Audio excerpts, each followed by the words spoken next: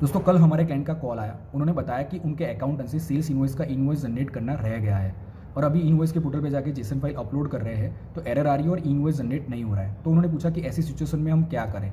तो मैंने उनको पूछा कि आपको कैसे पता चला कि आपके सेल्स इनवॉइस का इनवॉइस जनरेट नहीं हुआ है और इनवॉइस जनरेट नहीं हुए कितना टाइम हो गया है। तो उन्होंने बताया कि फाइनेंशियल 24-25 के बुक्स ऑफ अकाउंट में जितने भी सेल्स इनवॉइसेस बुक किए थे उसको उन्होंने जीएसटीआर 1 के डेटा से कंपेयर किया।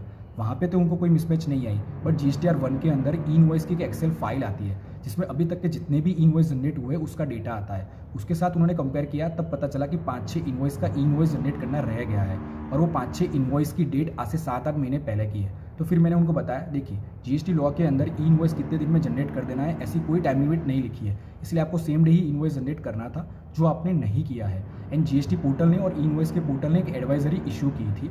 उसमें बताया गया है कि जिन रजिस्टर्ड पर्सन का प्रीसीडिंग फाइनेंशियल ईयर का एग्रीगेट टर्नओवर 10 करोड़ से ऊपर है, वो रजिस्टर्ड पर्सन को 1/4/2025 से इनवॉइस डेट्स के 30 डेज के अंदर इनवॉइस जनरेट कर देना है। अगर 30 डेज निकल जाते उसके बाद इनवॉइस जनरेट नहीं होगा। आपके केस में सेम ऐसा ही हुआ है, 30 डेज निकल गए इसलिए इनवॉइस जनरेट नहीं होगा। सो ऐसी सिचुएशन में आपको आपके डिपार्टमेंट को एक रिक्वेस्ट लेटर लिखना है, उसमें बताना है कि मेरे से ये गलती हो गई है जो मैंने जानबूझ के नहीं की है और मेरा इंटेंशन टैक्स इवेजन का नहीं है और फ्रॉडुलेंट क्रेडिट पास ऑन करना नहीं है।